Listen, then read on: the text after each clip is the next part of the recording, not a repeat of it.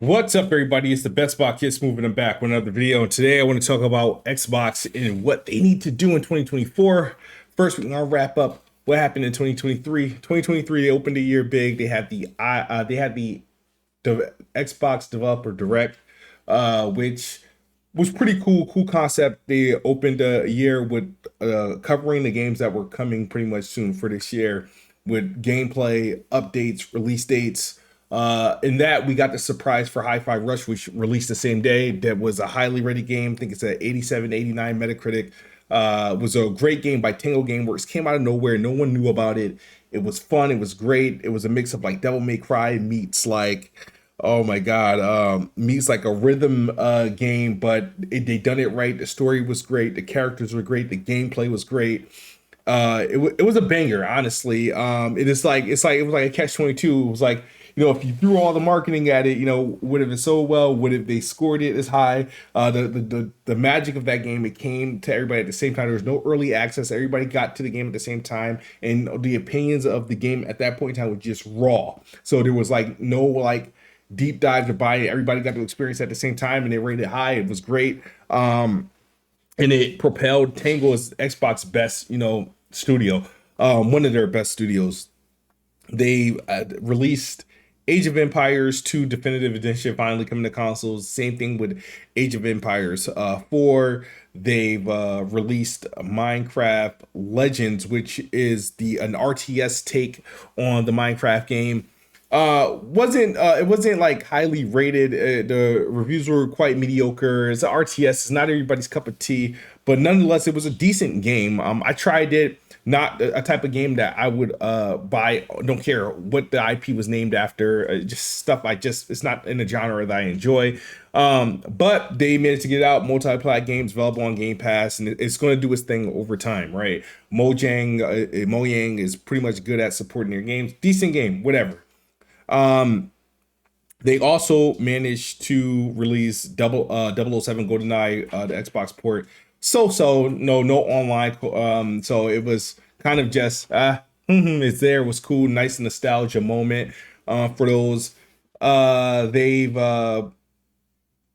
had obviously the whole ABK court case, which revealed a lot of cool things. Which when we learned, Indiana Jones would be, exclusive and whatnot. Some leaks came out of it. They've released, Redfall, which was mediocre. No, actually less than mediocre. It was a sad point for Xbox. Was a new IP from Arcane. Didn't look as great. Didn't run at 60 FPS. Didn't have a 60 FPS option. The gameplay loop was it was a big failure, honestly. And it put a lot of unnecessary pressure on Starfield to be great, because Redfall was the other major IP, big game coming out that year, and it did not live up to this hype. Eventually got a 60 FPS update and some stabilization fixes and whatnot, but overall it just wasn't a game that I personally enjoyed. I haven't beaten the game, and I don't think I will unless I can get a dedicated 1 or 2 players that are dedicated to like playing that game, for a few hours a day that I can rock with. I can only beat that game in co-op. I know they Arcane speak, oh, it's still a single player experience, you can play by yourself. No, it's just not a fun game by yourself. It's not an interesting game by itself. But with multiplayer and co-op, any game can be fun. And I think that's why I want to get through the game, but I do want to do it in a co-op atmosphere.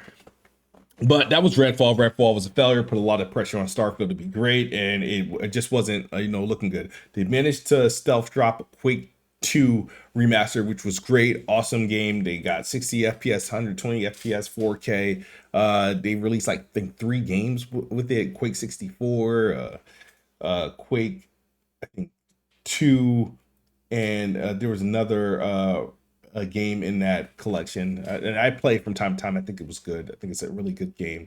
Um, that was that again, but there was no, and then all their obviously ongoing games. The season, Halo have some amazing seasons. Between I think seasons 3 through 5. They got the callback to Halo 3. They did a lot with Halo 5, Halo Infinite, and again another big point. But And then obviously Starfield comes out. Great game, not amazing.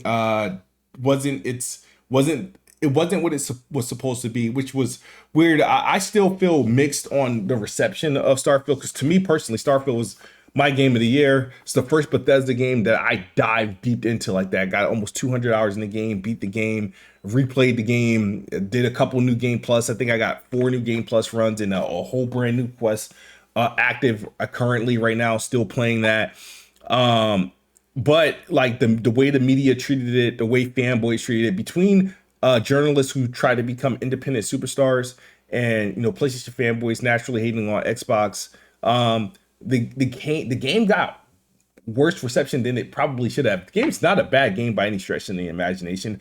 It's not. It's a great game, but it wasn't the amazing 95 game of the year contender. It actually didn't get nominated for many awards, didn't win any awards at like these third party outlets, but it wasn't what it's supposed to be. And what it needed to be was an amazing game, and it needed to be a game of the year contender. It needed to be a 90 plus Metacritic. If this game came out in 2022, it would be game of the year, all right? Or at least it would have been a clean nomination easily. If it came out in 2021, probably game of the year. More than likely game of the year easily for sure. But you had games like Boulder Gates 3 ruin this release. I still don't see the obsession with Boulder Gates 3, but and it just not being what it needed to be to other people. For me, it was everything I need to be. The only thing it needed to me was a 60 FPS option and shorter load times, being that it was a next gen exclusive.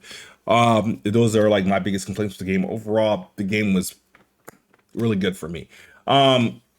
And then Forza Motorsport, which 6 years since the last game, we're talking about a franchise that used to come out every year to biannual, to them taking a 6 years hiatus, and what they deliver was something. They delivered a good game, but it wasn't a showpiece. It wasn't like it lost to its head-to-head, its visual head-to-head to Gran Turismo, which came out 2 years ago or so. And all their focus went to, I guess, the way the vehicles feel and ray tracing. And to me, the ray tracing in most games isn't really impressive at all. I don't like ray tracing and the trade-off you have to do to get whatever you're looking for out of ray tracing.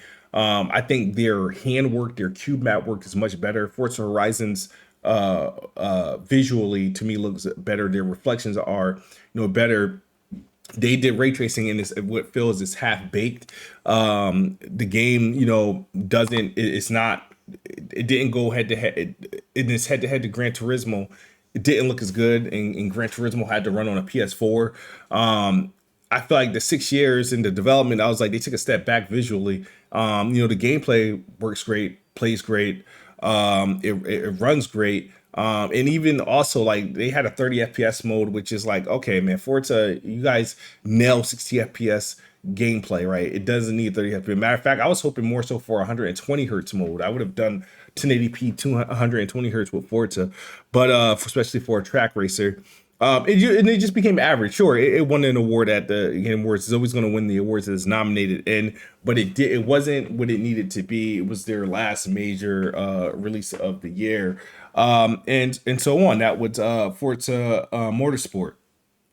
But what Xbox did in 2023 was so. It was they had an opportunity to really make their mark, and they did not. Starfield wasn't what it's supposed to be. Forza didn't have the greatest comeback, and Redfall was an absolutely failure. Their high points were closing the ABK deal, a Hi-Fi Rush being a great game, Tango just showing out. And now we got this year, which 2024, and I feel like Xbox needs to really, really step up and commit. No, I think Xbox needs to commit to the Xbox console, right? They need to commit. They committed to Game Pass, but they're not taking the necessary steps to convert more users into Game Pass. 2023 Game Pass had some gems. Outside of the first party, they had Liza P, Wolong Fallen Dynasty. They had a Payday 2, Party Animals, They had this game Bramble. They had some great, and then the Persona 5 Tactica, Persona 3 remake. They've had a lot of good Game Pass drops. Game Pass was awesome, right? Now they got to really they have to really hone in with their game, and their marketing efforts have to be better, dude. They have to be better in their marketing. So Xbox need to do is be better in their marketing. Come out early in the year, do another Xbox Direct. Don't let that be a one and done event. Xbox Direct needs to happen for their 4 pillars that's releasing this year. The 4 pillars that we know for sure that's releasing this year is that they say that things probably change, but Hellblade 2 is coming out this year. Towerborn is the game that looks closest to being ready. Avowed, and Flight Sim 2024. We know their third party exclusives are Stalker 2. So those I don't know if Stalker 2 would be a part of their Xbox developer direct, but Flight Sim 24, Avowed, Hellblade, Towerborn, and maybe our History Untold, whatever, needs to be really the pillars. And at this direct, we need to see more of those games, and we need to see gameplay of those games, and we need some concrete release dates or release months for those games at the developer direct. They also need to come hard with this Activision deal, and sweeten up Game Pass with all those Activision titles. That was probably the biggest letdown of the ABK merger, because nothing happened immediately. When they closed Bethesda, they gave you games immediately in FPS boosts, like immediately, and even updated some backwards compatibility. They did one immediately, and then another. I'm gonna say later down the road, they did another batch of games, which solidified the deal. Overall, we want to see Xbox these games. Also Xbox needs to identify in 2024 what their magnus opus will be. What will be their, like, yo, this is the must have. Every year, every studio, Xbox should have a must have. Last year was Starfield, right? Now this year, one, I want to see how Starfield, they gave us a roadmap of their updates. Definitely want to play that DLC, and they definitely need to work on trying a way to give a 60 FPS performance mode. It can be done. It's definitely possible. But they need to identify what's their major game. Is it Hellblade? Is it Avowed? Bethesda, what's going on with these Elder Scrolls Oblivion remake? What's going on with the Fallout next gen update? Like, you know what I mean?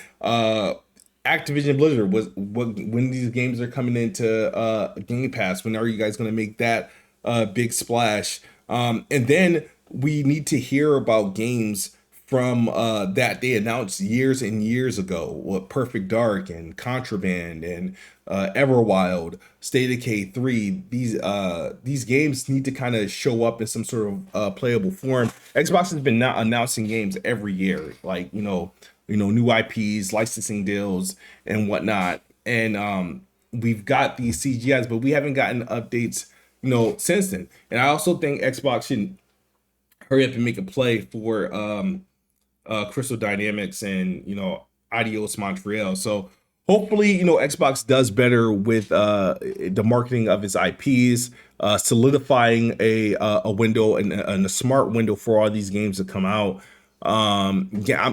Game Pass, I don't have any recommendations for outside of their ABK stuff, because Game Pass has been healthy. They've been doing a lot with Game Pass over the past years, and I've never been disappointed with Game Pass outings, but it's more so their handling and marketing of first party IPs, and also just really like putting Xbox out there, the console. And I know they don't need Xbox to sell, but you kind of want it to sell, you know what I mean? Because an Xbox customer equals a new Xbox customer equals a new Game Pass subscriber, and what's the best way of doing that? But otherwise, man, I'm looking forward to 2024. I'm looking forward to the games, the showcases, the updates, the DLCs, and more games. You guys see the list below me of all the games that I plan on. Like, obviously, I'm working on RoboCop. Starfield is going to have an expansion. Forza Motorsport's constantly getting updated. Got to finish Hogwarts, and obviously Halo's constantly with their seasons, and Yeah, man. But what are you guys looking forward to? What do you guys want Xbox to do in 2024? And what did you think they dropped the ball on in 2023? It's a new year, new beginning. So let's get it on. Obviously, Xbox is the best box. I am the best box. Good night or good morning if you're on the other side of the globe. I'm out of here. Peace.